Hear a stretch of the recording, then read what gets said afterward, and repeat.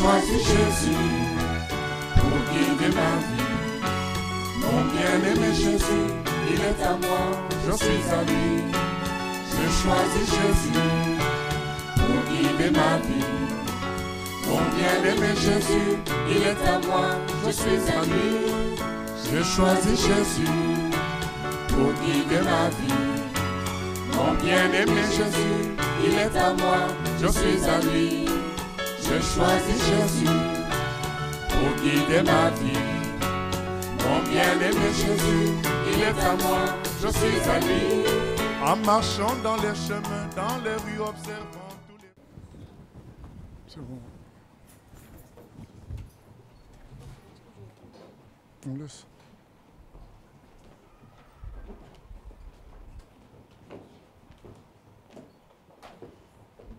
Nous allons lire dans Exode au chapitre 20.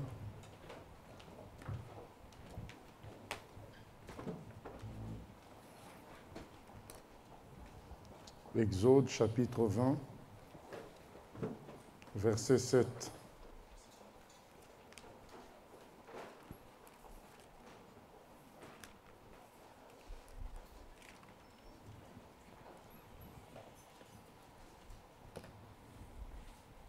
Dans le chapitre 20 d'Exode, le Seigneur donne les 10 commandements, ce qu'on appelle les 10 commandements.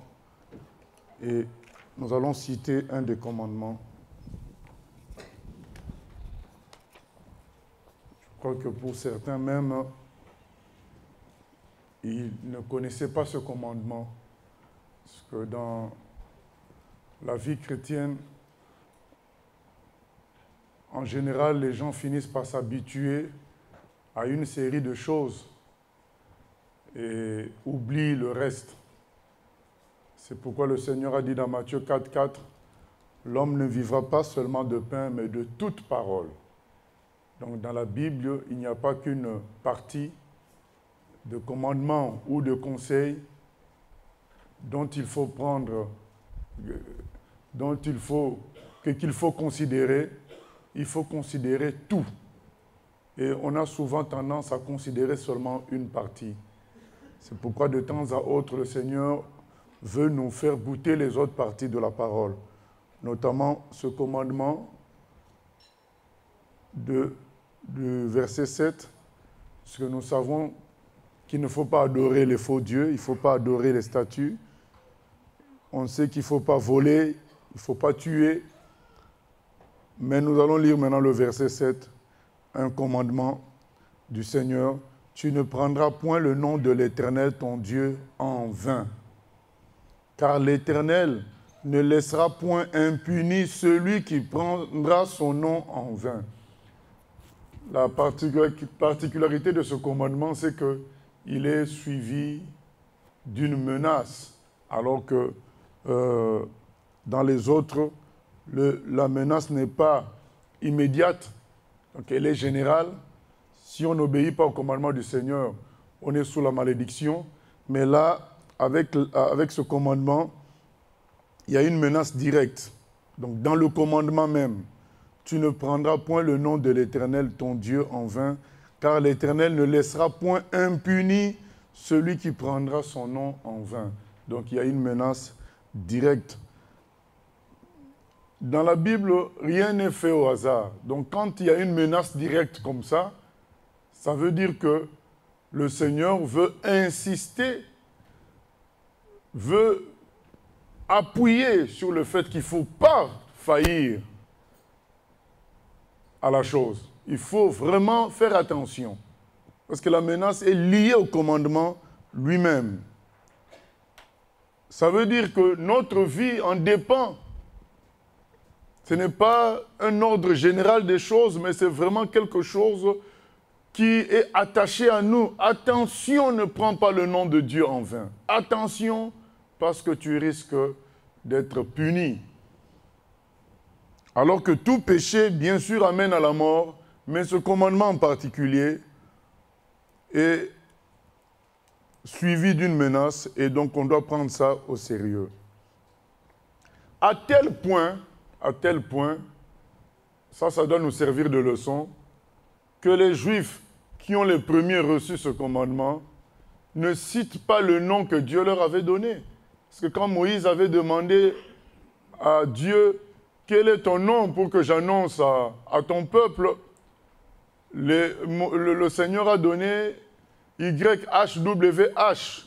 Certainement, quand il avait donné à Moïse, il y avait tout, mais aujourd'hui, il ne nous reste plus que YHWH, qui est le nom de l'Éternel. Donc, partout où dans votre Bible, vous voyez Éternel, dans l'Ancien Testament, en réalité, c'est YHWH. Je suis celui qui suis. Donc, c'est ça que ça veut dire, YHWH. Et celui qui suit, je suis celui qui suis, ça veut dire aussi l'Éternel. Et donc, on a préféré, dans les versions, à nous les chrétiens, mettre à la place d'YHWH, l'Éternel. Mais les Juifs, eux, ils ont laissé YHWH. Et ils prennent ça tellement au sérieux qu'eux, ils ne disent pas Dieu. Les Juifs n'ont pas l'habitude de dire Dieu. Ils disent Hachem. Ils disent le nom. Hachem, ça veut dire le nom. Ils appellent Dieu le nom. Si Hachem veut, voilà un exemple. Nous, quand on dit si Dieu veut, les Juifs disent si Hachem veut, si le nom veut. Donc, ils ont tellement peur de prononcer ce nom parce qu'ils ont pris vraiment à la lettre ce qui est écrit là. Ça doit nous servir de leçon. Parce que nous, on va parler de l'explication, mais à partir de cette explication, le sérieux doit être le même. Parce que eux, ils ont pris à la lettre, il ne fallait pas prononcer YHWH, il ne fallait pas prononcer le nom de Dieu, ils se limitent à dire le nom. Si Hachem veut, si le nom veut, quand ils doivent parler de Dieu, ils disent Hachem, le nom, tout simplement. Ils ont pris au sérieux, et donc nous devons nous servir de cela pour prendre ce commandement au sérieux. Mais nous savons que ce n'est pas le nom lui-même qui est visé dans cette affaire. Ce n'est pas parce qu'on dit Hachem, ce n'est pas parce qu'on dit le nom qu'on respecte le nom de Dieu. Donc on peut dire Hachem, on peut dire le nom, on peut ne pas prononcer ça.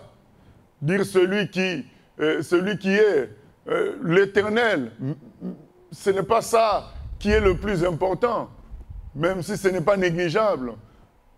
Dans le nom de quelqu'un, il y a son titre. Dans le nom de quelqu'un, il y a son importance, ses qualités, ses prérogatives. Parfois, dans son nom, il y a ça quand on dit, on donne le nom d'une personne, en fonction de son titre, parfois, on ajoute quelque chose. Et nous voyons même dans le monde, quand on est ambassadeur, on t'appelle Votre Excellence. On est président, Votre Excellence. On est député, Votre Honneur. Donc, on est avocat, maître. Donc, il y a, en fonction du titre de quelqu'un, en fonction du travail de quelqu'un, en fonction de son importance, on ne cite pas son nom n'importe comment. Donc, il y a toujours quelque chose qu'on rajoute qui marque l'importance de la personne qui est en face de nous. Donc, le nom, nous qui voulons être nous comprenons que dans le nom, il y a la personnalité de l'individu. Dans le nom, il y a les qualités, il y a le titre, il y a la valeur. Donc nous n'allons pas nous limiter juste au nom, mais nous voulons comprendre par ce commandement que Dieu veut dire qu'il faut prendre au sérieux le fait qu'il est Dieu, il faut prendre au sérieux sa nature, il faut prendre au sérieux ses qualités, il faut prendre au sérieux sa volonté. Donc quand on cite son nom, on doit savoir qu'est-ce qu'on est en train de faire, à qui on parle. On doit prendre bien conscience de tout ça. Qu'est-ce qu'il dit? Qu'est-ce qu'il veut? C'est cela, ce commandement. Ce n'est pas une histoire juste de ne pas prononcer un nom. D'ailleurs, là, Dieu ne refuse pas qu'on prononce son nom, mais il dit que tu ne le feras pas en vain. C'est ça qui doit nous intéresser. Attention, quand tu parles de Dieu, il faut prendre au sérieux le fait que tu parles de Dieu. Quand tu pries Dieu, il faut considérer que vraiment tu le pries.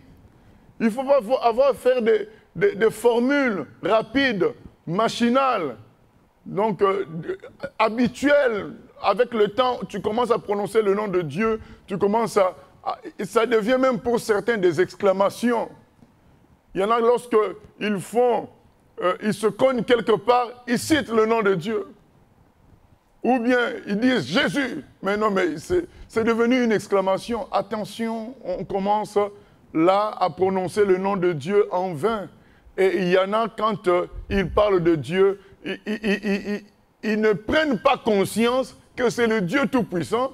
C'est comme si c'était un être invisible, inconnu, flou. Et ils prient pour prier, ils en parlent pour parler, mais ils ne prennent pas conscience de qui ils ont affaire. Ils ont affaire à qui? Nous devons prendre conscience parce que ce commandement ressemble à une exhortation que Paul nous fait dans 1 Corinthiens par rapport à la Sainte Seine. Il dit, les gens qui prennent la Sainte Seine à la légère prennent leur propre commandement, leur condamnation. Ils sont en train de signer leur propre condamnation. Des gens qui prennent le pain et le vin à la légère alors qu'ils ont des péchés, alors qu'ils ont la colère en eux, alors qu'ils ont des choses qu'ils n'ont pas réglées, ils sont en train de manger leur propre condamnation. C'est le même commandement. Donc quand Dieu dit « Attention, ne prononce pas mon nom en vain parce que tu seras puni », il ne s'agit pas de la punition éternelle. La punition éternelle, c'est valable pour tous les péchés.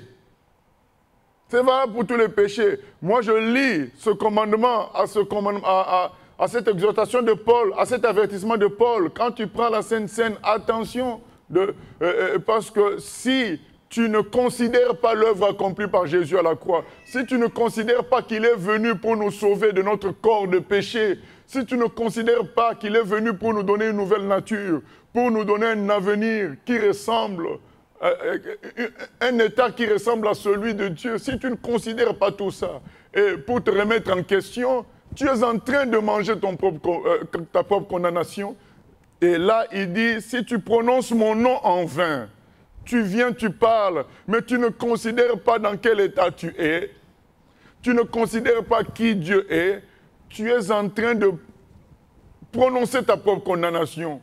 Donc là, il ne s'agit pas de punitions, de sanctions liées, finales, liées à tous les péchés lorsqu'on n'est pas sauvé. Il s'agit bien des difficultés, des souffrances qui vont s'abattre sur nous dans la vie de tous les jours, des échecs qui vont s'abattre sur nous dans la vie de tous les jours. Donc l'explication de certaines des souffrances qui sont dans les milieux chrétiens sont dues à ce commandement de Exode 27 que beaucoup négligent et que je pense que beaucoup ne connaissaient même pas ou bien avaient entendu dans le lointain autrefois, mais aujourd'hui le Seigneur veut nous réactualiser ça. C'est-à-dire quand tu viens prier, tu viens faire quoi? Le Seigneur n'a pas dit qu'il cherche les parfaits, mais il cherche ceux qui doivent l'adorer en esprit, en vérité. Il ne dit pas que quand tu viens, tu dois être l'homme le plus pur, l'homme le plus saint, mais que tu dois savoir ce que tu fais. Quand tu cites son nom, tu dois savoir ce que tu fais. Ce n'est pas n'importe quel nom. Tu ne citeras pas son nom en vain. Vaut mieux te taire. Vaut mieux ne rien dire. Vaut mieux ne rien faire plutôt que citer son nom en vain. Parce que tu es puni immédiatement. C'est écrit, bien-aimé, ce n'est pas moi. C'est écrit. Et je répète que ce n'est pas la même punition. Il ne s'agit pas de la punition générale concernant tous les péchés, c'est-à-dire l'enfer. Il s'agit d'une punition directe. Je vais relire Exode 27. Tu ne prendras pas le nom de Dieu, ton Dieu, en vain, car l'Éternel ne laissera point impuni celui qui prendra son nom en vain. Donc il ne le laissera point impuni. Alors que pour les autres péchés, pour tout péché, nous pouvons demander pardon, le sang de Jésus nous purifie. Mais là, Dieu considère ça comme un affront direct, c'est-à-dire que tu parles de lui à la légère, tu ne te rends pas compte de ce que tu fais. Attention! Vous imaginez que le président de la République vous reçoit en audience pour vos problèmes sérieux de travail, de logement, et vous entrez en audience, vous commencez à parler du dernier album qui est sorti, à parler des résultats du dernier match, à parler d'un plat. Mais le président va dire, mais attends, moi, ce n'est pas le cas du Seigneur, le Seigneur a tout le temps. Hein. Mais là, lui, il va dire, mais avec tout mon programme chargé, avec tout ce que je peux faire pour ce monsieur, avec cette grâce qu'il vient de recevoir, d'entrer dans mon bureau, tout ce qu'il trouve à dire, c'est parler du dernier album qui est sorti de tel musicien. Tout ce qu'il trouve à dire, c'est parler des résultats du match. Avec tout ce que moi je peux faire pour lui. Avec cette grâce qu'il a de rencontrer le président. Mais c'est un fou. Il m'offense. C'est une offense. Tu prends le président à la légère. Bien-aimé, Dieu est invisible, mais il est là. Donc quand tu viens prier, mais que, au fond, tu ne veux pas prier, tu es en train de te moquer de Dieu. C'est comme si il ne te voyait pas, il ne lisait pas dans le cœur. Quand tu viens prier, mais au fond, tu es en colère contre tout le monde, tu es en train de te moquer de Dieu. Mais même si tu es en colère contre tout le monde, tu es en colère contre Dieu, tu peux venir prier, mais en considérant ton problème et ton état, et en venant dans cet état-là, implorer son pardon. Ça, il n'y a pas de problème. Mais commencer à chanter, à glorifier Dieu, alors que tu sais bien que tu es en colère contre lui. Tu sais bien que tu es en colère contre les humains. Alors ne glorifie pas Dieu. Ne fais pas ces choses-là. Commence par gérer ton propre cas. Prends Dieu au sérieux parce que Dieu voit ton cœur. Quand tu es dans ces contradictions-là, ne viens pas. Quand je dis ne viens pas, il ne s'agit pas seulement de cette salle. Il s'agit de là où tu habites. Donc n'entre pas dans la présence de Dieu. Voilà, c'est ce que je veux dire. N'entre pas dans la présence de Dieu. Vous savez que les premiers qui sont entrés dans la présence de Dieu par négligence, ils ont fui cette présence. Moïse, lui, il était entré dans la présence de Dieu dans la conscience de qui était Dieu. C'est pourquoi la présence de Dieu ne le gênait pas. Mais le peuple a demandé aussi à entrer dans la présence de Dieu comme Moïse. Moïse a dit, il n'y a pas de souci. Mais le peuple demandait ça dans un souci démocratique. Nous tous, on est pareils. Si Moïse a vu Dieu, nous tous, on doit le voir. Dans une logique de rivalité, dans une logique naturelle, pas dans une conscience de la réalité de Dieu. Moïse a dit pas de problème. Dieu a dit pas de problème, mais préviens-les qu'ils doivent se sanctifier d'abord. Moïse a prévenu. Mais malgré le fait qu'ils ont fait la cérémonie de sanctification, quand ils sont entrés dans la présence de Dieu, ils ont eu tellement peur qu'ils ont dit à Moïse, nous préférons désormais qu'il te parle à toi et toi tu nous parles. Parce qu'ils n'étaient pas prêts à rencontrer Dieu. Quand on veut rencontrer Dieu, notre cœur doit être travaillé, dans le sens que nous devons nous remettre en question, nous devons nous humilier. Ces deux choses-là, nous remettre en question, nous humilier. Troisième chose, nous repentir. Nous devons considérer qui est Dieu. Tu te remets en question, tu t'humilies, tu te repens, tu manifestes la foi que Dieu aussi peut te pardonner. Nous devons prendre le nom de Dieu au sérieux. Et pour nous, ce n'est pas juste le nom comme ça, c'est qui est Dieu. Prendre tout ça au sérieux. Quand tu veux prier, tu prends la nature de Dieu. Tu te souviens de... Donc, tu médites. Je vois certaines personnes, quand on dit, on va prier, ils prennent environ 20 secondes de silence je crois que c'est des gens, je suppose, hein, c'est des gens qui méditent qui est Dieu.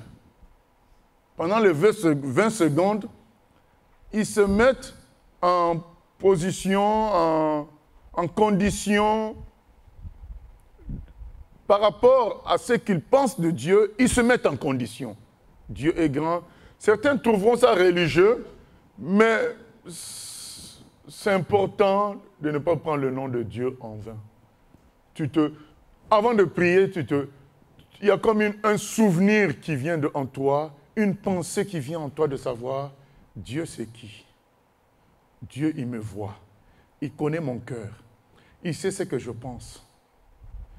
Il sait ce que j'ai fait hier. Il sait ce qui me donne le dégoût. Dieu c'est qui? Il est tout puissant. Et quand tu penses à tout ça, ta prière va être sérieuse devant lui. Quand tu penses que Dieu n'aime pas le péché, ta prière va être sérieuse. Mais quand tu viens là comme dans un terrain de football, tu entres, tu fais ce que tu veux, tu ne prends pas conscience. Exode 20, 7, je veux lire encore. Tu ne prendras point le nom de l'Éternel ton Dieu en vain, car l'Éternel ne laissera point impuni celui qui prendra son nom en vain. Ça, c'est un avertissement du Seigneur.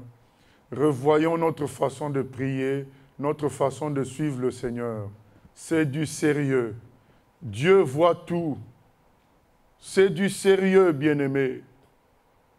On ne peut pas d'un côté dire on veut suivre le Seigneur et quand on nous cite un verset de la Bible, on dit « Ah, vous exagérez » alors que c'est le Seigneur que toi, tu pries là, le Seigneur dont tu parles, mais c'est lui qui a écrit ce passage-là. Et on dit « Ils exagèrent ». Tu oublies que c'est le Seigneur qui a écrit le passage. Ça, c'est prendre le nom de Dieu en vain. Vaut mieux dire « Seigneur, je m'éloigne de toi puisque je suis impur et je ne suis pas encore prêt à te suivre. » Mais plutôt que prendre le nom de Dieu en vain. Le Seigneur a dit dans Apocalypse 3, vaut mieux être chaud ou froid, ou tu t'éloignes, ou tu es vraiment dans le sérieux. Mais si tu es tiède, je te vomirai. Donc tu prends le nom de Dieu en vain, tu fais des choses contraires au nom que tu pries. Tu négliges le nom que tu pries, qu'il voit tout. Tu négliges qu'il peut t'aider aussi. Car Dieu, bien-aimé, il est grand. Parlons de sa nature. Il est infini. Il est tout-puissant. Il est le Créateur. Il est amour. Il est saint. C'est-à-dire qu'en lui, il n'y a point de péché, il n'y a point de ténèbres. Il est lumière. Il est amour. Voilà la nature du Seigneur. C'est un juge, le Seigneur.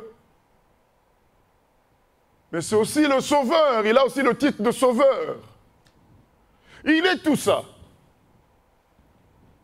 Mais en plus d'être ce qu'il est, il a des projets. Le projet de Dieu, c'est quoi? C'est sauver tout homme. Le projet de Dieu, c'est quoi dans 1 Jean 3, 8? C'est détruire les œuvres du diable. Voilà tous ses projets.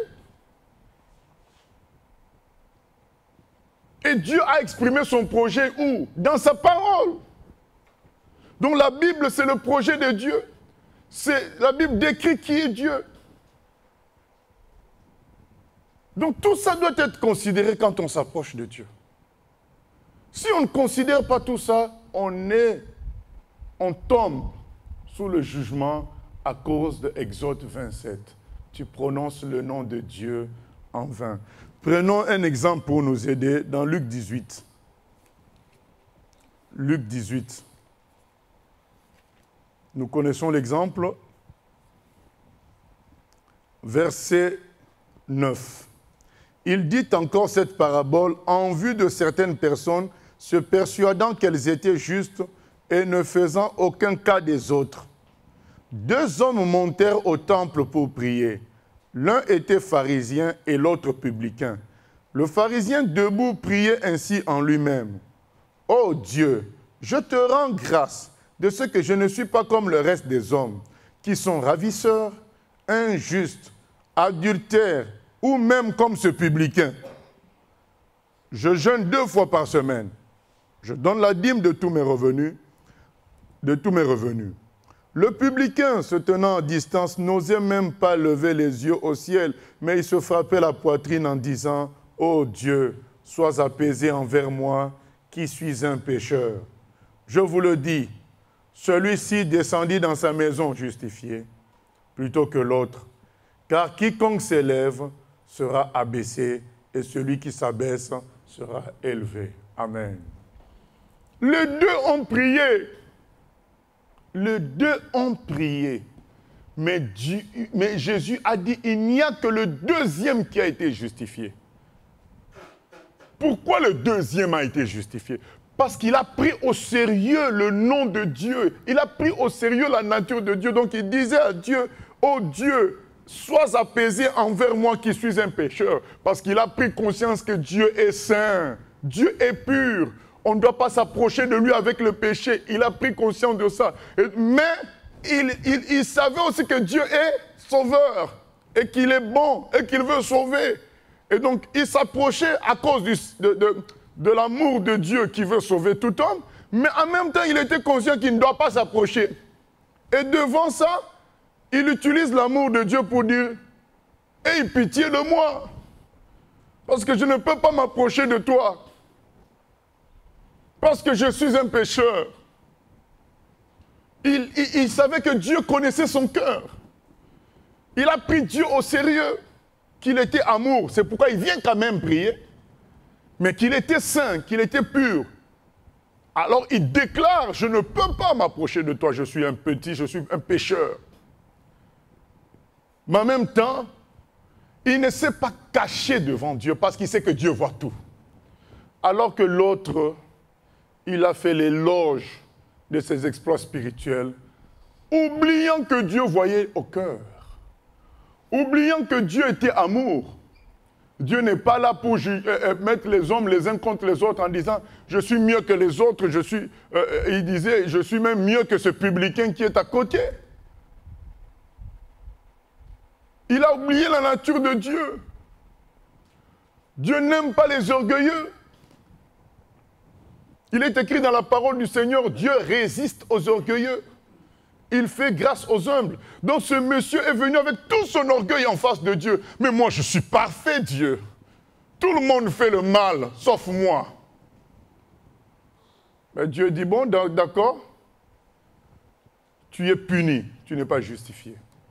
C'est l'autre qui est justifié, parce que l'autre a pris conscience qu'il était petit devant moi. Il a pris conscience qu'il était pécheur devant moi. Il a pris conscience que j'étais bon quand même, malgré tout, pour le sauver. Voilà. On a un autre exemple, les 2 voleurs à la croix. Il y a un qui est condamné. C'était une prière parce qu'il parlait à Dieu, il parlait à Jésus. Mais si tu es fils de Dieu, si tu es Dieu, sauve-moi, fais ceci, fais cela. Mais une prière qui ne tenait pas compte de qui était à côté là. Et il prenait le nom de Dieu en vain. Il l'a considéré juste comme un humain, comme tout le monde. Mais le 2e a pris le nom de Jésus au sérieux. Il a dit, Jésus, nous on a fait le mal. On est pécheurs. Mais dans ta grâce, souviens-toi de moi. Il a pris le nom de Jésus au sérieux. Le nom du salut, le nom de la grâce, le nom qui sauve. Il a pris en compte le fait que lui, il était pécheur face à Dieu. Il n'avait pas de revendications à faire, il devait s'humilier. Et Jésus dit, aujourd'hui, tu seras avec moi au paradis. Vous savez pourquoi beaucoup de choses traînent dans les milieux chrétiens? Beaucoup de gens sont freinés. Ils prennent le nom de Dieu en vain. Et ils tournent en rond à cause de ça. Ils viennent prier avec de mauvaises pensées contre les autres. Ils viennent prier dans un esprit d'orgueil. Comme quoi, eux, ils sont bons, ils sont parfaits. C'est les autres qui sont mauvais, qui ne comprennent rien. Ils viennent parler à Dieu comme si Dieu ne lisait pas leur cœur. Dieu dit, il y a un passage dans la Bible où Dieu dit, mais vous faites ceci, vous faites cela, et vous vous dites que Dieu ne voit pas. Donc c'est ça. Dieu considère ça comme une injure en son nom, en son encontre. Je ne vois pas moi. Moi qui ai fait l'œil, je ne vois pas. Il se fâche directement, bien-aimé.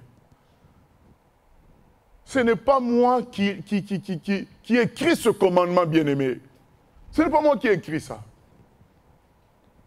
Il ne laissera pas impuni quiconque prend son nom en vain. Tu te présentes devant lui, tu commences à le prendre pour un petit qui ne voit pas, qui ne sait rien du tout. Et au fait, tu veux lui faire avaler ta logique à toi. Mais il se dit, mais ce petit-là, il me prend pour qui? C'est lui qui est Dieu ou c'est moi? Il va comprendre qui est Dieu. Là, il va te faire comprendre, ce n'est pas à la fin des temps. Maintenant, là même, dans les jours à venir, il va te faire comprendre qui est Dieu. Bien-aimé, on ne blague pas avec le nom de Dieu. Quand tu t'approches de Dieu, sois conscient qu'il voit tout, qu'il sait tout. Même si le pasteur qui est en face de toi, le frère qui est en face de toi, la sœur qui est en face de toi, ne sait pas tout ce qu'il y a derrière ta logique, tout ce qu'il y a derrière ta pensée, Dieu sait. Maintenant, toi, tu te dis, puisque le pasteur ne sait pas, je peux dire une chose et cacher une autre. Puisqu'il ne sait pas, je peux lui parler vaguement. Puisque lui ne sait pas, je peux lui donner une orientation. Mais lui, c'est un homme. Il n'a rien du tout comme puissance. Mais Dieu est tout puissant, il voit tout. Dans ce que tu fais, même si tu as affaire aux hommes en face, en réalité, tu as affaire à Dieu. Nous allons lire Actes des Apôtres, chapitre 5.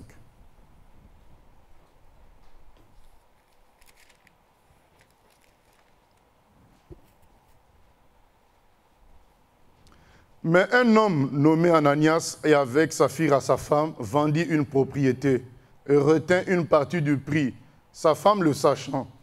Puis il apporta le reste et le déposa aux pieds des apôtres. Pierre lui dit, Ananias, pourquoi Satan a-t-il rempli ton cœur au point que tu mentes au Saint-Esprit et que tu aies retenu une partie du prix du champ, s'il n'avait pas été vendu? Ne te restait-il pas? Et après qu'il a été vendu, le prix n'était-il pas à ta disposition? Comment as-tu pu mettre en ton cœur un pareil dessein? Ce n'est pas à des hommes que tu as menti, mais à Dieu. Ananias, entendant ces paroles, tomba et mourut. Une grande crainte saisit tous les auditeurs. Le Saint-Esprit a convaincu les gens de vendre des parcelles qu'ils avaient et de donner l'argent aux apôtres. Ce n'est pas les apôtres qui ont demandé ça. Ce ne sont pas les disciples du Seigneur qui ont demandé ça. Les gens d'eux-mêmes, convaincus par le Saint-Esprit, ont commencé à vendre et dire « j'ai vendu, voilà tout l'argent de la propriété vendue ». Et comme il y a toujours des gens qui aiment la distraction, des suiveurs, il y a Ananias et Saphira qui ont voulu aussi faire pareil. Ah, nous aussi on va vendre, on va amener l'argent et donner à Dieu. Sauf que en vendant, ils ont pris une partie, ils ont gardé et ils sont venus dire aux apôtres, voilà l'argent de la parcelle vendue. Mais les apôtres, Pierre leur dit, mais Ananias, il dit à Ananias, mais Ananias, cette maison-là que tu as vendue, cette parcelle, ça t'appartenait. Nous, on ne t'a pas demandé l'argent. Donc que tu la vendes ou pas, c'est à toi. Et même quand tu l'as vendu, cet argent-là, il était à toi. Pourquoi venir dire que tu nous donnes l'argent de toute la maison alors que tu as retenu une partie? Pourquoi? Qui t'oblige à mentir ainsi? Donc tu crois que Dieu ne voit pas? C'est ce que Pierre lui dit, mais tu mens à Dieu. Tu mens à Dieu. Et tout en sachant que c'est aucun homme qui t'a demandé de vendre ça. Donc c'est Dieu qui a convaincu ton cœur. Donc, et puis tu viens donner une partie seulement. Et quand Pierre finit son discours, Ananias meurt. Bien-aimé, ce n'est pas parce qu'on ne meurt pas physiquement qu'on ne subit pas la colère de Dieu. Beaucoup de gens subissent la colère de Dieu parce qu'ils prennent son nom en vain. Ils ont oublié à qui ils avaient affaire. Je précise bien-aimé, que ce n'est pas le fait qu'on soit faible qu'on prend le nom de Dieu en vain, parce que le voleur à la croix était pécheur, était faible. Le publicain de Luc 18 était pécheur, était aussi faible. Ce n'est pas ça le problème. Tu peux venir comme un drogué, comme un brigand auprès de Dieu, mais tu prends conscience de ce que tu fais. Tu dis, Seigneur, je suis un brigand, je suis un mauvais, je veux être délivré, je veux être libéré. Mais toi, tu viens, tu sais que tu as des projets de faire quelque chose. En réalité, tu demandes la prière pour tes projets en t'approchant de Dieu, sachant que ces projets-là sont contraires à la volonté de Dieu, mais tu viens demander la prière sans dire les choses comme il faut. Donc, en quelque sorte, tu demandes la protection de Dieu auprès d'un homme de Dieu ou d'un frère, sachant bien que tu es dans quelque chose qui n'est pas de Dieu, mais tu viens demander l'aide de Dieu. Dieu va dire, mais tiens, mais pour qui il me prend? Il pense que moi, je ne vois pas ce qu'il veut faire là. C'est pourquoi beaucoup subissent les choses. Aujourd'hui, il faut se repentir. Tu ne prendras pas le nom de Dieu en vain. Repens-toi. Vous savez, on m'a raconté qu'il y a une dame qui est morte récemment. Et elle est morte dans un pays étranger. Elle venait de la France. Mais avant de partir dans ce pays étranger, elle a été exhortée par beaucoup de personnes à ne pas y aller. Il y a eu des événements qui montraient qu'il y avait un blocage par rapport à ce voyage. Et un des événements, c'était quoi? C'est une dame qui ne la connaissait pas qui lui dit « Je vois que tu veux voyager, mais tu risques de ne pas revenir. » Et comme d'habitude, les gens sont... C'est devenu une formule pour eux. Quand on leur dit un truc négatif, au nom de Jésus, c'est sans effet. C'est devenu une formule. Dis seulement sans effet. Mais bien aimé, ce n'est pas le sans effet qui va te protéger d'un démon. C'est la foi que le Dieu Tout-Puissant peut agir. C'est ça qui protège. Ce n'est pas le mot sans effet. Ah, mais sans effet. Mais sans effet. Ben, elle est partie, elle est morte. Parce qu'elle a pris les avertissements de Dieu en vain. Sa valise était bloquée dans sa chambre. Les pompiers sont venus pour forcer la porte. Donc, il y a eu toutes sortes de signes de Dieu pour qu'elle ne bouge pas. Jusqu'à ce qu'on lui dise clairement, physiquement par quelqu'un, ce voyage n'est pas bon pour toi. Elle dit, ah, mais sans effet au nom de Jésus. Ah. Elle est partie, elle est morte. Bien-aimée. C'est ça, prendre le nom de Dieu en vain. On croit que Dieu parle en vain. Dieu utilise quelqu'un, il parle en vain. On prend Dieu comme un pote, comme un ami, comme un cousin. On prend le nom de Dieu en vain. Attention, bien-aimé. Tu es embarqué dans une affaire où il y a des magouilles, mais tu viens demander la prière auprès d'un homme de Dieu. Tu prends le nom de Dieu en vain. Tu es dans la haine contre certaines personnes et tu viens prier Dieu. Tu prends le nom de Dieu en vain.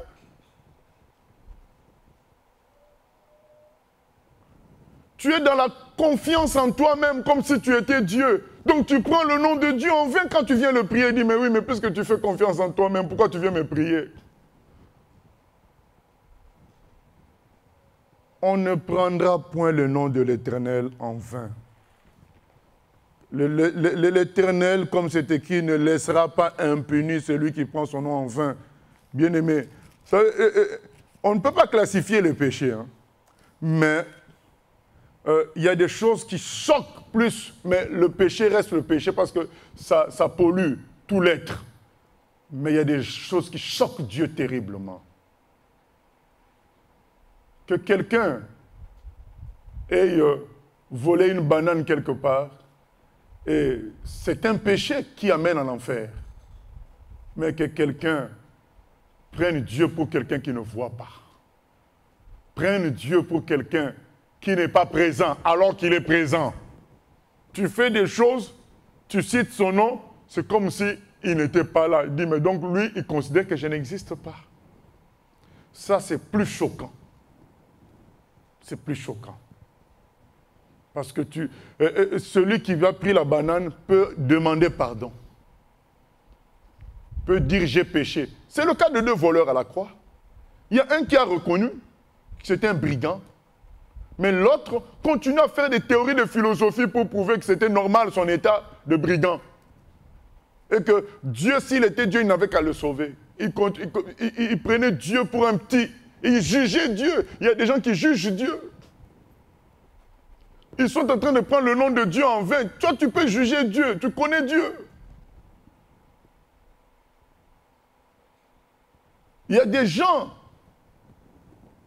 qui considèrent que Dieu, ils ont à pardonner à Dieu. Ça fait longtemps qu'on est chrétien, on est passé dans plusieurs milieux. Une fois, on était dans une retraite quelque part au Maroc.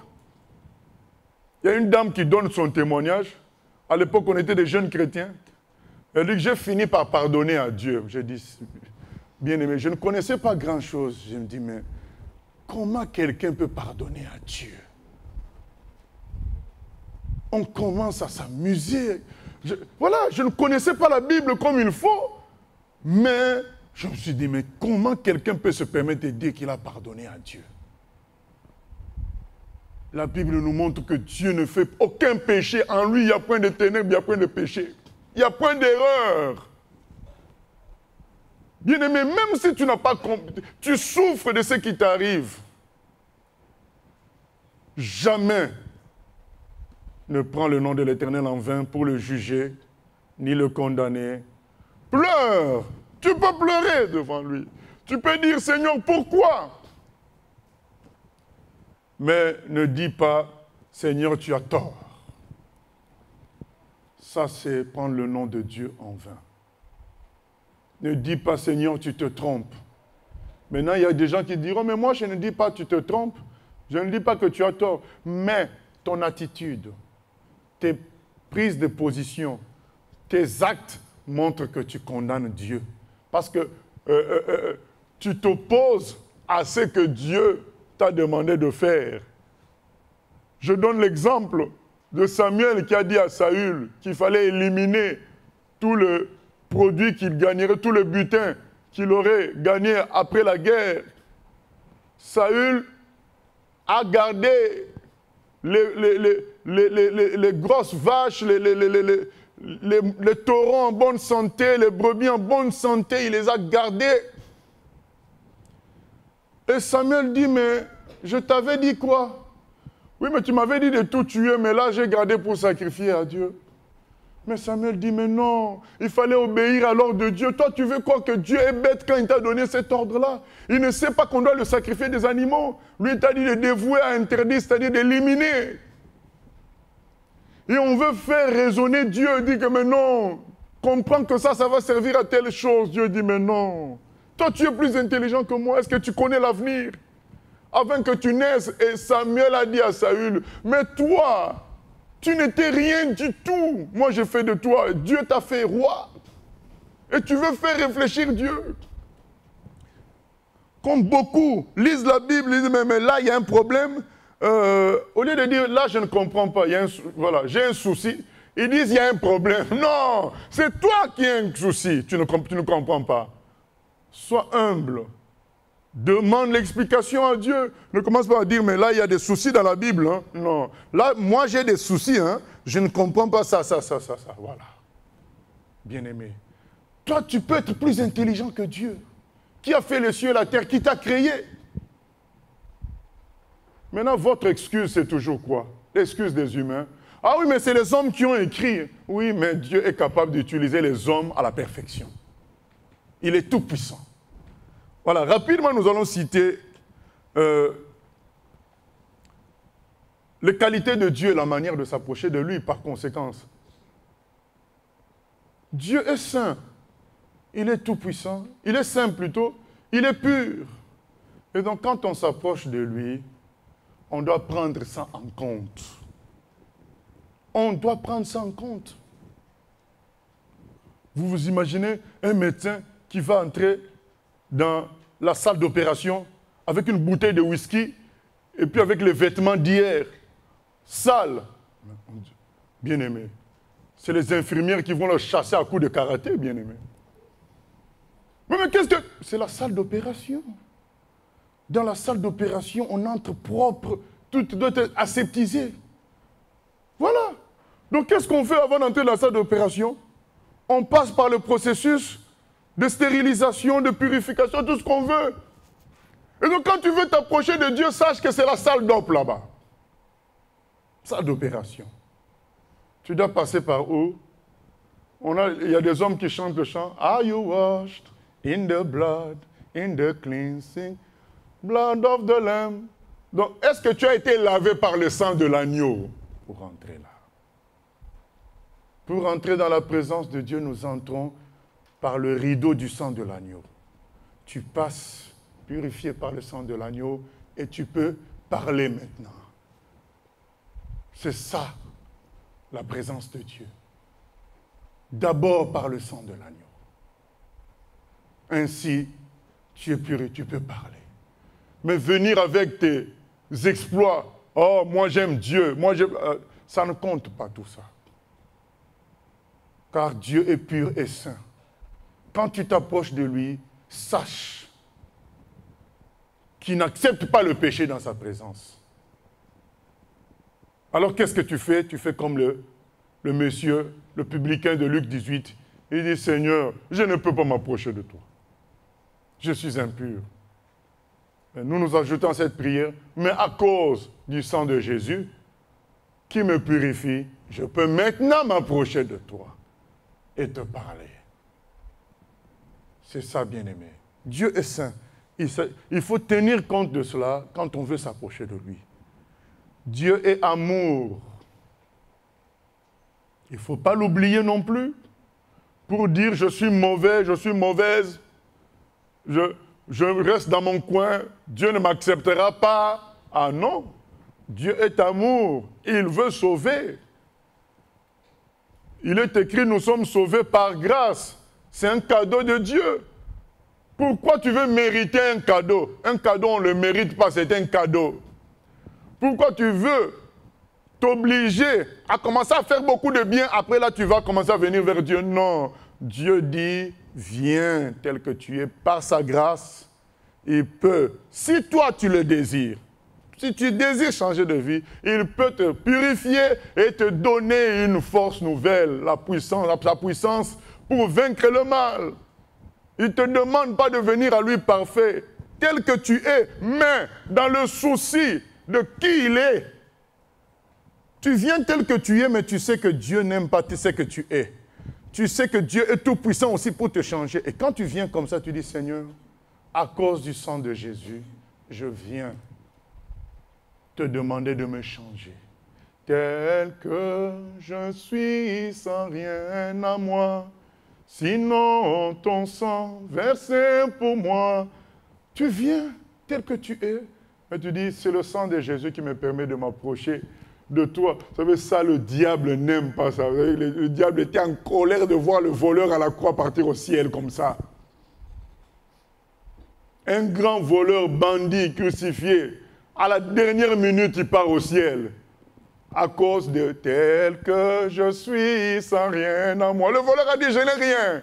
Sinon, ton sang versé pour moi. Mais celui qui ne profite pas de ça, c'est son problème, qui continue à être méchant, dans la colère, dans le mensonge, alors que c'est simple, aussi simple que ça, de dire tel que je suis, Seigneur, purifie-moi. Celui qui vient dans un esprit de jugement comme l'autre voleur, juger Dieu, juger les autres. Dieu dit, tu vas rester là, tu vas comprendre. Quand nous on va manger les hamburgers au ciel, toi tu es en enfer, tu ne bois même pas l'eau, tu vas comprendre. Bien aimé. Tel que je suis, Dieu est saint, il est pur. Tu viens tel que tu es, mais tu passes par le sang de Jésus-Christ. Tu dis, Seigneur, je ne suis pas digne. Ah, j'aime aussi la parole de Luc 7. Seigneur, je ne suis pas digne que tu viennes chez moi. Ça, c'est le centenier romain. Je ne suis pas digne que tu viennes chez moi. C'est pourquoi même, je ne me suis pas permis de venir. Lisons Luc 7. Voilà les prières que le Seigneur attend. Au lieu de venir là directement, tu commences à parler. Mais tu parles comme si c'était un concours de théâtre. Non. Luc 7.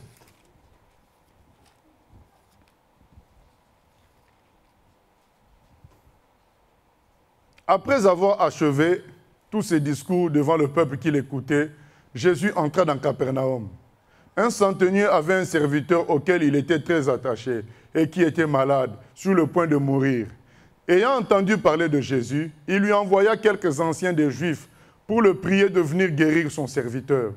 Ils arrivèrent auprès de Jésus et lui adressèrent d'instantes supplications, disant « Il mérite que tu lui accordes cela, car il aime notre nation et c'est lui qui a bâti notre synagogue. » Jésus, étant allé avec eux, n'était guère éloigné de la maison quand le centenier envoya des amis pour lui dire « Seigneur, ne prends pas tant de peine, car je ne suis pas digne que tu entres sous mon toit. » C'est aussi pour cela que je ne me suis pas cru digne d'aller en personne vers toi.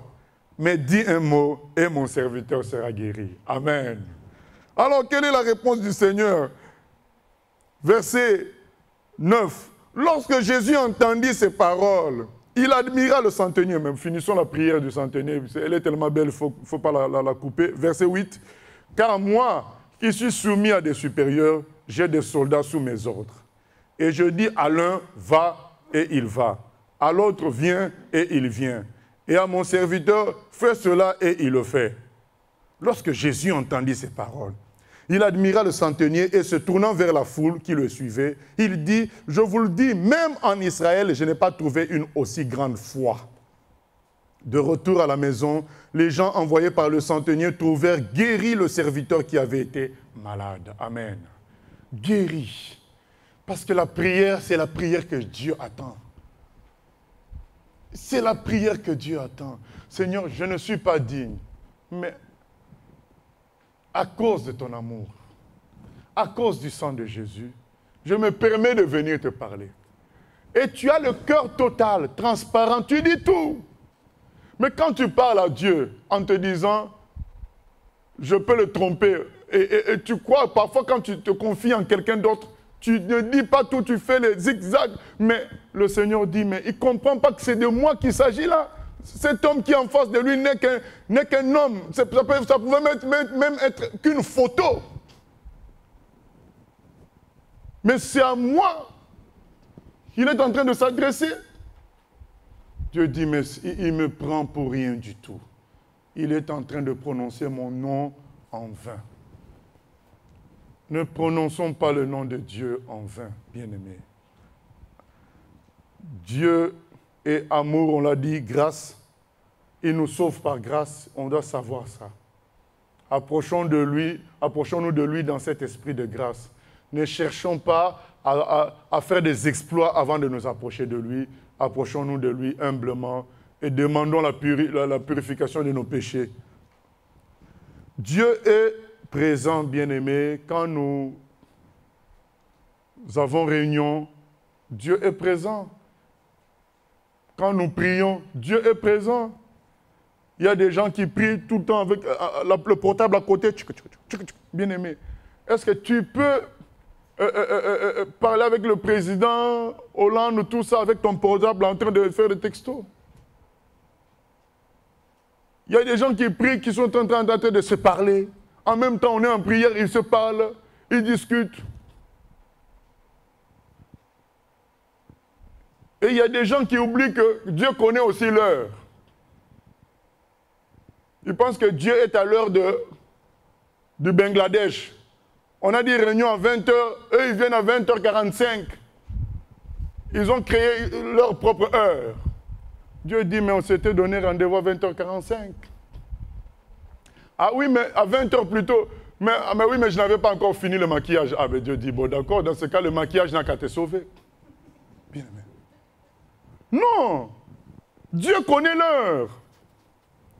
Dieu connaît l'heure. Je me suis fâché au Maroc.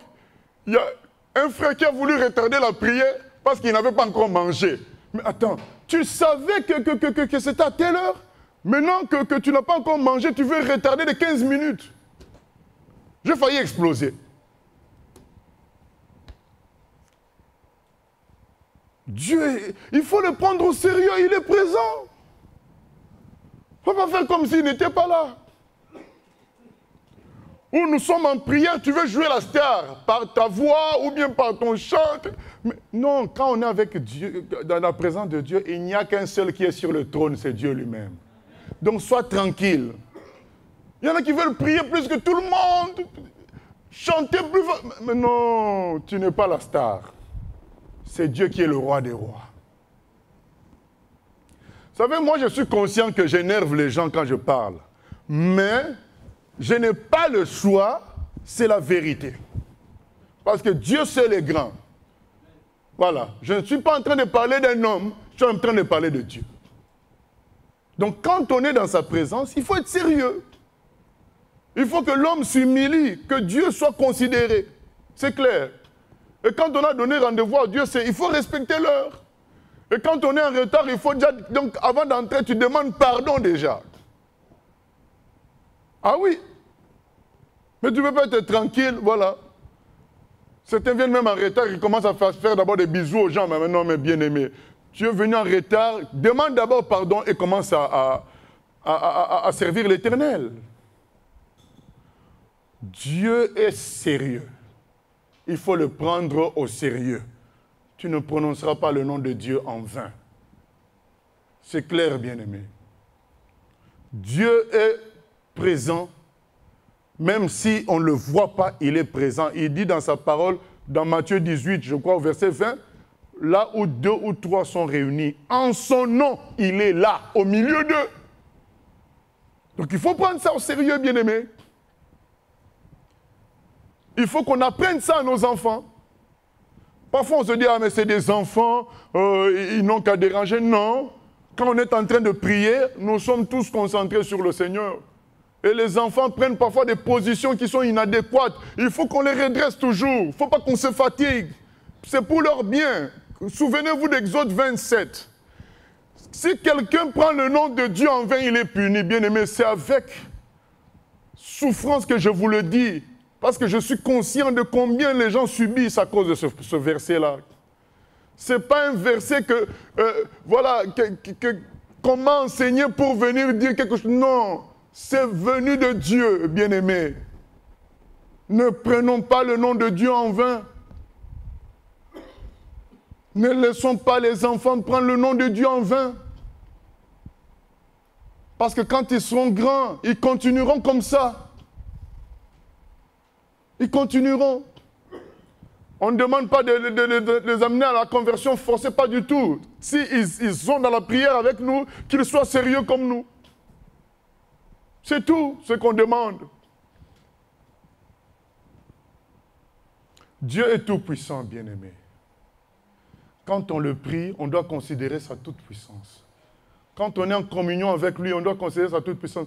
Il y a des gens, dès qu'on commence à dire, Dieu va faire, ah, lui il dit toujours Dieu va faire. Mais il a raison de dire que Dieu va faire.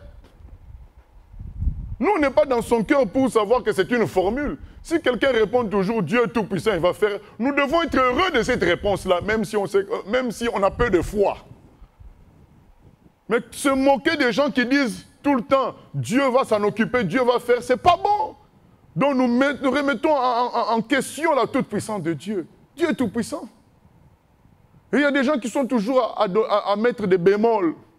Mais ça va être difficile. Est-ce qu'on aura les moyens pour ça? Mais à quoi ça sert qu'on prie Dieu? Si on prie Dieu, c'est parce qu'il est tout puissant. Ne prenons pas son nom en vain. À quoi ça sert? Il y a des gens qui sont tout le temps à dire, ah, je suis tout seul. Est-ce que Dieu va m'écouter? Il fallait qu'on soit nombreux. Mais non, Dieu n'a pas dit qu'il fallait être nombreux. Dieu a dit que lui, il faut qu'il soit là. Parce que c'est lui qui fait la différence. Qu'on soit nombreux ou pas, Dieu écoute et c'est lui qui va agir. Il est écrit dans Ézéchiel 22, 30, il cherche un homme. Il n'a pas dit cherche plusieurs, il cherche un homme qui va intercéder, qui va prier. Dans Jacques 5, il dit la prière du juste est d'une grande efficacité. Donc quand on est dans la présence de Dieu, croyons qu'il est tout puissant pour répondre à tous nos besoins. Il est tout puissant pour résoudre le problème. Et même si notre foi est petite, utilisons la petite foi pour dire Seigneur, je sais que je suis déstabilisé, mais je crois quand même fondamentalement que tu peux résoudre l'affaire. C'est ce qu'il attend de nous. Je pourrais dire plusieurs choses sur Dieu, mais nous connaissons, tout est dans la parole. Et ce qui nous est demandé, comme Jésus a dit à la femme samaritaine, ce n'est pas, il ne faut plus prier pour prier. Il ne faut plus faire les choses de Dieu pour faire. Il faut le faire en esprit et en vérité. Car Dieu, dans Jean 4, il cherche les véritables adorateurs qui vont l'adorer en esprit et en vérité. Il ne faut plus désormais être dans la distraction, dans le service de Dieu et dans les prières et dans la marche spirituelle. Il faut prendre conscience que Dieu est tout-puissant, il va régler les choses. Il faut prendre conscience des inspirations qu'il nous envoie par le Saint-Esprit. Un chant qu'il t'envoie pour t'encourager, au lieu de le prendre au sérieux, tu continues à prendre ton état de dépression plus au sérieux que le chant que Dieu t'a envoyé en esprit pour t'encourager. Au lieu de dire, ah, Dieu m'encourage là. Mais il y a des gens qui disent, ça ne vient pas de Dieu, ça vient de mes souvenirs. Mais pourquoi ça vient de tes souvenirs au moment où tu en as besoin? Il y a des gens qui veulent accuser Dieu que Dieu ne les aime pas. Il ne va pas penser à eux pour leur envoyer un chant. Il ne va pas penser à eux pour leur envoyer un verset. Si Dieu t'aime au point qu'il a laissé son fils être crucifié pour toi, même si tu étais seul dans le monde, il l'aurait fait pour toi parce qu'il est amour. Donc quand il t'envoie un soutien, prends au sérieux le soutien qu'il t'envoie. Ne te dis pas, bon, moi je ne mérite pas qu'il me soutienne comme ça, mais est-ce que Dieu peut-il penser à moi? Oui, il pense à toi. Plus que tu ne le crois. Tout ça, c'est la nature de Dieu, il faut la connaître. Dieu aime tous les hommes à fond. Même les plus mauvais, il les aime. Donc si tu t'estimes être très mauvais, Dieu t'aime quand même, il pense à toi. Donc prends au sérieux les chants qu'il peut t'envoyer dans la tête. Prends au sérieux les versets qu'il peut t'envoyer. Prends au sérieux la phrase que peut sortir quelqu'un dans la rue. C'est peut-être un message pour toi. Du moment que ça colle avec ton problème, prends au sérieux. On n'a pas dit que forcément c'est Dieu, mais déjà prends au sérieux et Dieu continuera à travailler. Il y a des gens qui sont tellement concentrés sur leurs problèmes qu'ils ne prennent plus au sérieux tout ce que Dieu peut faire autour pour eux, en leur faveur. Ils ont perdu la notion de l'amour de Dieu, de la toute-puissance de Dieu, de la grâce de Dieu. Ils sont dans une logique, dans une relation d'œuvre et ils mènent une vie sèche. Adorez, bien-aimés, en esprit, en vérité. Évitez les prières machinales, bien-aimés. Les prières d'habitude, c'est sans effet. Non, il faut être sérieux. Quand tu dis sans effet, tu dis vraiment avec sérieux. Quand tu dis tout âme forgée contre moi est sans effet, tu le dis avec sérieux, ce n'est pas de la blague. Il faut éviter les routines, de prier par habitude. Il faut éviter, même le Seigneur nous donne ce conseil. Attention, ne vous confiez pas à la multiplicité des paroles. Il dit, c'est les pharisiens qui font ça. Ils multiplient les paroles, ils multiplient les paroles. Ils croient que la multiplication des paroles, c'est ça l'efficacité de la prière. Non, l'efficacité de la prière vient de la profondeur du cœur, du poids que tu donnes à chaque mot. C'est ça la prière que Dieu attend de nous. Donc c'est ça, prendre son nom en respect. Lorsqu'on parle, on ne se souvient même plus de ce qu'on a dit. Ben, on est en train de prendre le nom de Dieu en vain. Il faut, bien aimer, croire. Il faut croire.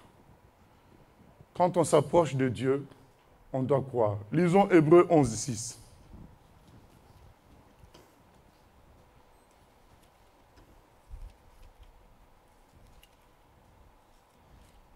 Hébreux 11, 6. Or, sans la foi, il est impossible de lui être agréable.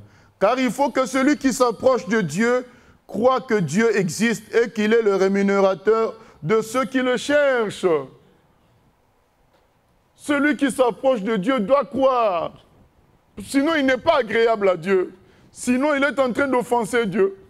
Il faut croire qu'il rémunère. Donc, il faut croire qu'il va te répondre. Il va croire qu'il faut agir. Mais bien aimé, je suis d'accord qu'on peut être déstabilisé, avoir une petite foi. Ce n'est pas grave. On dit les choses avec la foi que nous avons. Dieu entend. Et il va nous augmenter la foi pour nous pousser à prier davantage avec foi maintenant. Mais il faut être entier. Il faut être normal. Il ne faut pas chercher à être religieux. C'est inventer une fausse foi qu'on n'a pas. Non, il faut dire les choses telles que ça vient dans son cœur. Mais en croyant que Dieu peut changer les choses. Il faut être sincère, bien-aimé. Si on n'est pas sincère, on est en train de se moquer de Dieu, on tournera en rond. Et c'est pourquoi beaucoup de pasteurs souffrent, parce qu'ils prient pour des choses sans discernement. Les choses que les gens parfois viennent demander comme sujet de prière. Si tu pries pour cela sans discernement, tu vas te fatiguer et tu vas parfois même toi-même t'attirer la colère de Dieu. Parce qu'il est écrit qu'on ne doit pas imposer les mains bêtement à n'importe qui parce qu'on participe au péché des gens. Ça veut dire que certaines prières sont en fait des punitions de Dieu. Le problème de certaines personnes, c'est des punitions de Dieu. Et quand toi tu pries pour ça, bêtement, sans discernement, tu es en train de participer. Ce n'est pas moi qui parle, c'est écrit. C'est écrit. Beaucoup de gens prennent le nom de Dieu en vain et ils ont des problèmes à cause de ça. Et donc, il faut que Dieu nous éclaire en tant que serviteur de Dieu pour dire « J'ai entendu tes soucis, mais ne penses-tu pas que la source de tes problèmes, voilà. » Mais prier juste comme un médecin pour satisfaire la personne qui est en face de toi, non. Il faut qu'on apprenne à analyser les prières, à savoir comment répondre aux soucis des gens. Par la sagesse du Saint-Esprit. Et certaines personnes parfois ne croient pas en Dieu. Certaines personnes parfois ne croient pas que Dieu les aime. Et tu vas prier, tu participes à leur péché. Donc il faut commencer par leur montrer que Dieu les aime. Il faut croire. Celui qui s'approche de Dieu doit croire. Sinon, il est en train d'offenser Dieu. Il ne lui est pas agréable, donc il offense. Je clôture en disant ceci. Le commandement que Dieu donne là, c'est un commandement. Je vais donner 2 raisons pour ce commandement. Comme je ne suis pas Dieu, il y a peut-être d'autres raisons que je ne connais pas. Je vais donner 2 raisons importantes. La première raison, c'est que Dieu résiste aux orgueilleux et il ne supporte pas qu'on lui manque de respect. C'est pourquoi il ne faut pas prendre son nom à la légère. Il ne faut pas prendre son nom en vain.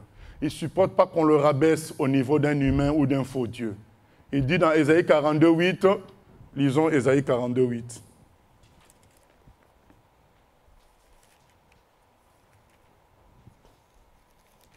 Ésaïe 42, 8.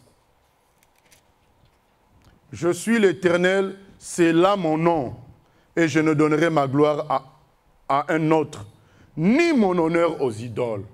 Donc, il refuse qu'on le diminue comme quelqu'un d'autre. Pour lui, quand on le diminue, c'est-à-dire on donne sa gloire à quelqu'un d'autre. Il refuse ça. Ni aux idoles, ni aux faux dieux.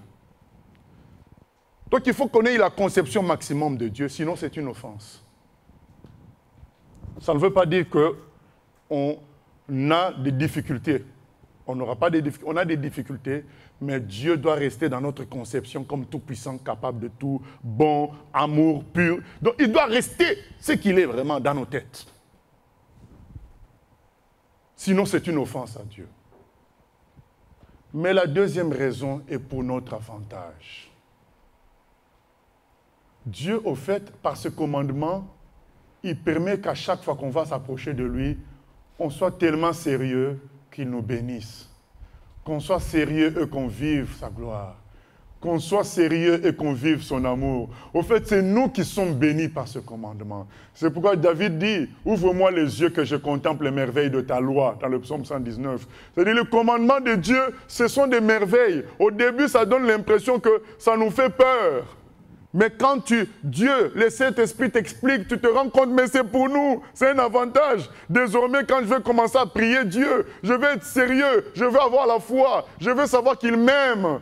Je veux savoir qu'il est saint et je m'approcherai de lui purifié par le sang de Jésus gratuit et je serai béni. C'est pour moi qu'il me donne ce commandement afin que Satan soit confondu, que mes prières ne soient pas des temps perdus, mais soient des temps efficaces. Au contraire, c'est un commandement qui nous est favorable, bénéfique. Bien-aimé, Dieu par ce commandement, il veut nous dire, mais c'est moi qui agirai, c'est pas toi. Prends mon nom au sérieux. Jésus a dit dans Jean 14, 12, demandez à mon nom. Tout ce que vous demanderez, vous recevrez. Vous ferez des exploits. Vous en ferez même plus que moi j'en ai fait. En mon nom, il dit. Voici les miracles qui accompagneront ceux qui croiront en mon nom. Dans Philippiens 2, c'est dit que le nom de Jésus a été placé au-dessus de tout nom. De sorte qu'au nom de Jésus, tout genou fléchit, c'est tout le temps qu'on fait ce qu'il est Seigneur. Or, nous avons tendance à penser que c'est ma prière qui va faire la chose, c'est ma façon de prier, c'est ceci, cela. Et Dieu veut dire, non, c'est son nom. Alors quand tu t'approches de moi, prends mon nom au sérieux et tu verras ce que je veux faire. C'est à notre avantage, bien aimé. Ce commandement, il paraît menaçant, mais il est à notre avantage. Parce qu'il nous permet d'entrer dans sa présence avec assurance, sachant que c'est à cause de son nom qu'il fera. C'est ce qu'il dit dans Ézéchiel 29.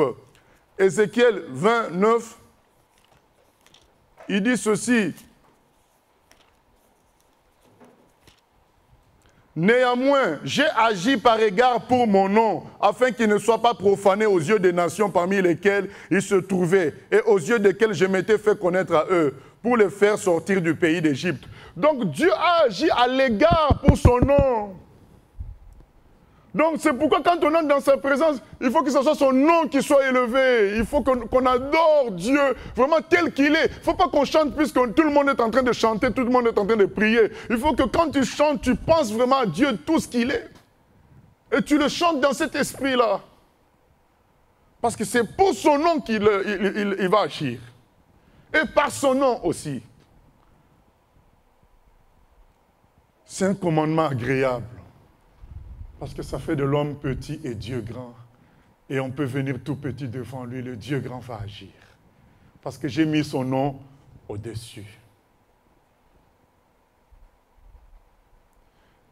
Il y a un Chinois de 32 ans environ, qui n'avait jamais connu de miracles extraordinaires dans sa vie, ou vraiment, qui n'avait pas d'expérience même dans les choses de Dieu. Et un jour, il y a une dame, vous savez que le christianisme est interdit en Chine, parce que le témoignage est long, j'écoute le témoignage, pour nous montrer la puissance du nom de Jésus. Une dame a vu son mari attraper le cancer. Son mari était chef du secrétaire du parti communiste de sa région. C'est un homme important. Mais il a eu le cancer. Et sa femme cherchait qui pouvait sauver son mari. Les médecins ont échoué, elle a cherché partout. Un jour, quelqu'un lui a dit, je connais les gens de l'église cachée de Jésus. Et ils prient pour, et il y a des miracles qui se font. Ah bon, où je vais les trouver? Mais le chef de police lui dit, mais justement, ils sont cachés, comment on va les trouver? Il prie, il se cache pour prier, puisque le christianisme est interdit. La dame, qu'est-ce qu'elle a fait? J'aime les gens qui cherchent le Seigneur. Si on pouvait leur ressembler, bien-aimés, nous qui avons déjà trouvé le Seigneur. Cette dame a commencé à se promener sur la rue principale, demandant à chaque personne qu'elle rencontrait en face, est-ce que toi tu es de l'église cachée de Jésus? Est-ce que toi tu es de l'église cachée de Jésus? Même les vrais chrétiens disaient non, parce que si c'est peut-être un espion ou bien du gouvernement, on t'attrape, c'est la prison. Mais elle est tombée maintenant sur un combattant. Combattant jusqu'à la mort, guerrier qui n'avait pas... Il dit, mais toi tu es de l'église cachée de Jésus. Il dit, non, je suis de l'église visible de Jésus. Quel est ton problème? Comme Élisée avait dit quand on a parlé du cas de Naaman, amenez-le vers moi. Il dit, quel est ton problème? Il dit, mon mari est près de mourir et je souhaiterais que tu viennes prier pour lui pour qu'il soit guéri, que tu lui imposes les mains. Il dit, là, j'ai plusieurs réunions à faire ce soir-là. Je dis à l'hôpital que je viendrai demain à 9h. Et la dame donne les instructions à l'hôpital.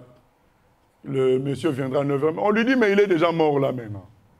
Il dit, ah, bon, c'est pas grave, le monsieur viendra à 9h. Montre-lui l'endroit. Le chrétien, il arrive à 9h. Il dit, mais c'est où la chambre? On lui dit, non, non, c'est maintenant en dessous, dans la morgue. Il s'est fait accompagner par 2 employés. On lui ouvre le tiroir. Il adore le Seigneur. Il élève le nom de Dieu. Il élève le nom de Jésus.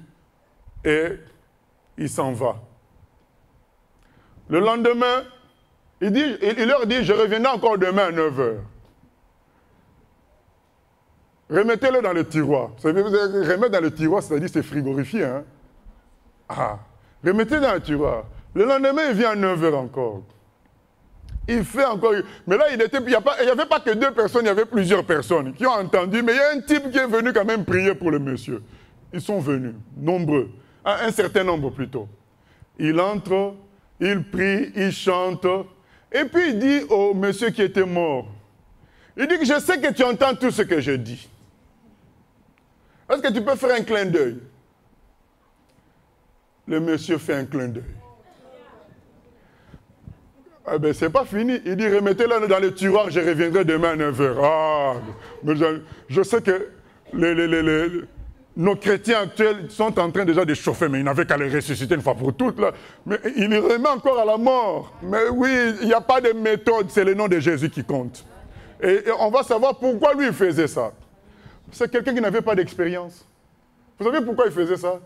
Parce que lui, il avait lu dans la Bible que Jésus était ressuscité le 3e jour. Donc, il ne savait pas comment on fait les choses. Il sait seulement que son maître est ressuscité le 3e jour. Donc, remettez-le dans le tiroir, même s'il a bougé l'œil. Demain, je viens à 9h. Demain, il vient encore à 9h. Il adore, il chante. Là, maintenant, c'était rempli. Hein. Tout le monde, beaucoup de gens suivaient. On a entendu que l'œil a bougé. Donc, c'était la foule. Donc, il vient là. Il fait sa prière. Il dit, maintenant, je te réveille au nom de Jésus, chef du Parti communiste. Qu'est-ce qui s'est passé? Rien du tout. Quand il sort seulement de l'hôpital comme ça, le monsieur se lève, il vomit le cancer. Première phrase, Jésus est vivant. Amen. 3 jours, tout simplement, c'est parce que ce frère croyait à la puissance de Jésus. Ce n'était pas quelqu'un d'expérimenté, ce n'est pas quelqu'un qui avait fait des exploits autrefois, c'est quelqu'un qui croyait tout bêtement que c'est Dieu qui avait envoyé cette dame sur son chemin, c'est que Dieu, à cause de son nom, veut faire quelque chose. Bien-aimés, ne prenons pas le nom du Seigneur en vain.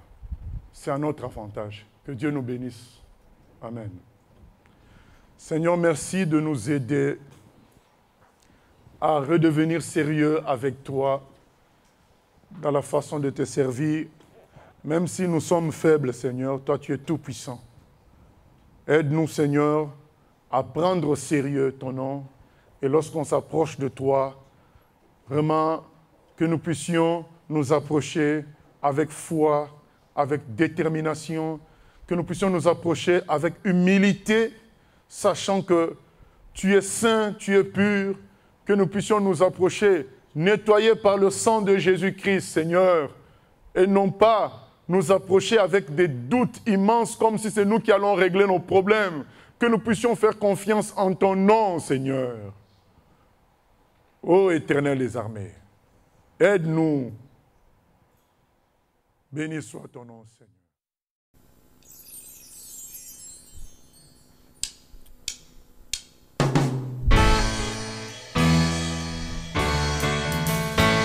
choisi Jésus pour guider ma vie. Mon bien-aimé Jésus, il est à moi, je suis à lui. J'ai choisi Jésus pour guider ma vie. Mon bien-aimé Jésus, il est à moi, je suis à lui. J'ai choisi Jésus pour guider ma vie. Mon bien-aimé Jésus, il est à moi, je suis à lui. J'ai choisi Jésus pour guider ma vie. Mon bien-aimé Jésus, il est à moi, je suis à lui.